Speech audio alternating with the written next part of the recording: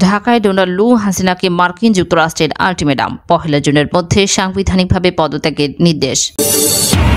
দেশ ছাড়ার প্রস্তুতি নিচ্ছেন আওয়ামী লীগ সরকারের সুবিধাভোগী 100 ঊর্ধ্বতন পুলিশ কর্মকর্তা। এতক্ষণ শুনছিলেন সংবাদ শিরোনাম, এখন থাকছে বিস্তারিত।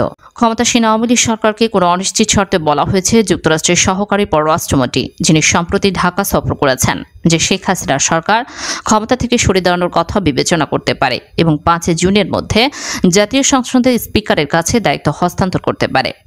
সাধারণভাবে আওয়ামী লীগ এবং বিশেষ করে শেখ হাসিনা ক্ষমতা ত্যাগ করার জন্য মার্কিন চাপকে অনায়াসে মেনে নেবে, বিশেষ করে এমন সময়ে যখন দুর্নীতির গুরুতর অভিযোগ ছাড়াও ব্যাপক নির্বাচনী কারচুপির অভিযোগ রয়েছে।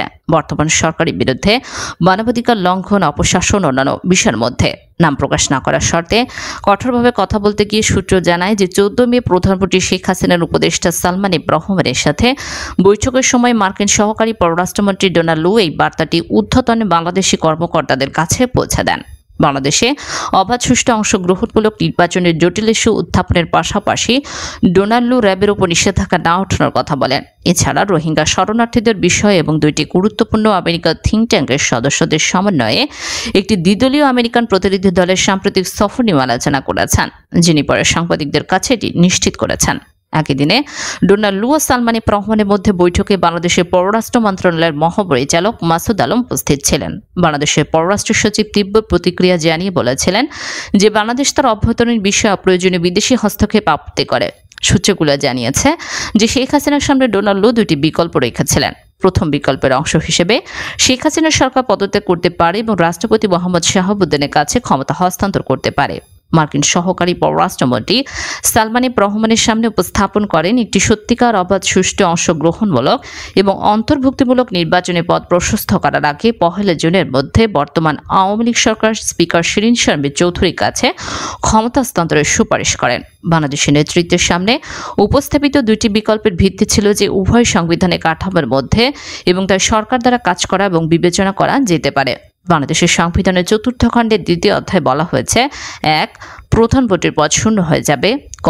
যদি তিনি রাষ্ট্রপতির হাতে পদত্যাগপত্র জমা দিয়ে যে কোনো সময় পদ থেকে পদত্যাগ করেন, অথবা খ.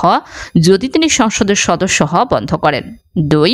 প্রধানমন্ত্রী সংসদের সংখ্যাগরিষ্ঠ সদস্যদের সমর্থন ধরে রাখা বন্ধ করে দিলে তিনি হয় তার পদ থেকে পদত্যাগ করবেন বা সংসদ ভেঙে দেওয়ার জন্য রাষ্ট্রপতিকে লিখিতভাবে পরামর্শ দেবেন এবং যদি তিনি সন্তুষ্ট হন তবে রাষ্ট্রপতি তা করবেন।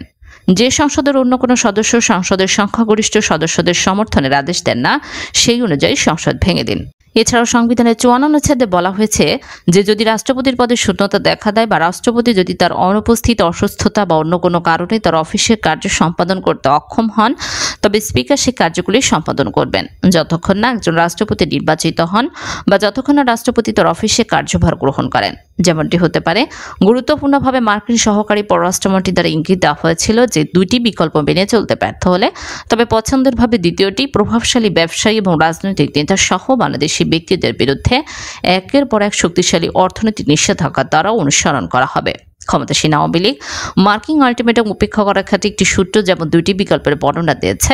আমেরিকার কর্তৃপক্ষ ঢাকায় তাদের কথোপকথনকারীদের বলেছে যে আইনের যথাযথ প্রক্রিয়াগুলি উচ্চ মূল্যের বিরুদ্ধে অনুসরণ করবে বলে জানা যায় ওই দেশে বসবাসকারী বাংলাদেশি ব্যক্তি।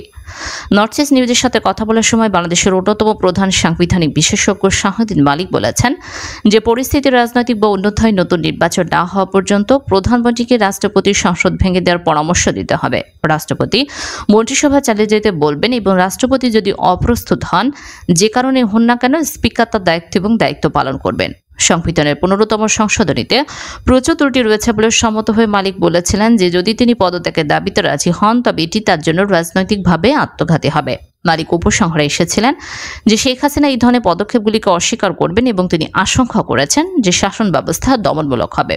দেশ ছাড়ার প্রস্তুতি নিচ্ছেন আওয়ামী লীগের সুবিধাভোগী 200 ঊর্ধ্বতন পুলিশ কর্মকর্তা। এরই মধ্যে মার্কিন যুক্তরাষ্ট্র, কানাডা, যুক্তরাজ্য, ফ্রান্স, জার্মানি সহ ইউরোপের বিভিন্ন দেশের ভিসার আবেদন করেছেন তাদের অনেকে। গোয়েন্দা সংস্থা ও বিভিন্ন মিশন সংস্থা থেকে জানা গেছে চলতি মাসের প্রথম সপ্তাহ থেকে ভিসার আবেদনগুলো করা হয়েছে। এই তালিকায় ডিবি পুলিশের প্রধান, ঢাকা মেট্রোপলিটন পুলিশ, ডিএমপি সদ্য বিদায় কমিশনার, অতিরিক্ত আইজিপি, ডিআইজি, অতিরিক্ত ডিআইজি সহ এসপি মর্যাদার বেশ কয়েকজন কর্মকর্তা রয়েছে।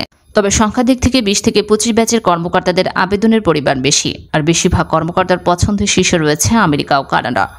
সংশ্লিষ্ট একাধিক তথ্যের সূত্র মতে ডিএমপির সাবেক কমিশনার শফিকুল ইসলাম, 12তম ব্যাচের অতিরিক্ত আইজিপি রুহুল আমিন, অতিরিক্ত আইজিপি কামরুল আহসান, অতিরিক্ত আইজিপি আতিকুল ইসলাম, 15তম ব্যাচের কর্মকর্তা মনিরুল ইসলাম, শাহাবুদ্দিন খান, মাহবুবুর রহমান, খন্দকার লুৎফর কবির, আলী মাহমুদ, কৃষ্ণপদ রায়, 17 ব্যাচের কর্মকর্তা হাবিবুর রহমান, 18 ব্যাচের কর্মকর্তা সাদুজ্জামান, 18 ব্যাচের কর্মকর্তা মাহবুব আলম আমেরিকার ভিসার আবেদন করেছেন।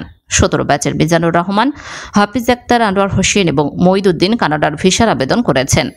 17 ব্যাচের আব্দুল বাতেন ফ্রান্সের ভিসার আবেদন করে রেখেছেন। 18 ব্যাচের ইমাম হোসেন এবং মোজাম্মেল হক জার্মানির ভিসার আবেদন করে রেখেছেন। 15 ব্যাচের কর্মকর্তা বনজ কুমার মজুমদার ভারতের ভিসার আবেদন করে রেখেছেন। 20 থেকে 25 ব্যাচের কর্মকর্তাদের মধ্যে শাহ মিজান, মোল্লা নজরুল, মোস্তাক আহমেদ, নুরে আলম মিন্না, শাহ আবিদ, আতিকুর রহমান, মাসুদুর রহমান, সৈয়দ নজরুল ইসলাম, কানিস ফাতেমা, হারুনুর রশিদ, শেখ রফিকুল ইসলাম, মারুফ সর্দার, বিপ্লব কুমার সরকার, সাজ্জাদুর রহমান, জায়েদুল আলম, মেহেদি হাসান, মিজানুর রহমান, ফরিদুদ্দিন, মোহাম্মদ জাকারিয়া, সঞ্চয় সরকার, জসিমউদ্দিন, আশরাফ হোসেন, মইনুল হক, আনিসুর রহমান, মাসুদ হোসেন, সুনন্দা রায়, প্রলয় কুমার জর্দা সহ বেশ কয়েকজন রয়েছেন। দেশ ছাড়তে প্রস্তুতি নেওয়া কর্মকর্তাদের পছন্দের শীর্ষে আমেরিকা, কানাডা হলেও অনেকেই জার্মানি, যুক্তরাজ্য, সুইজারল্যান্ড, ফ্রান্স, পর্তুগাল, গ্রিস, তুরস্ক, থাইল্যান্ডের ভিসার আবেদন করেছেন। তবে ইতোমধ্যে কতজন ভিসা পেয়েছেন তা এখনও নিশ্চিত হওয়া যায়নি।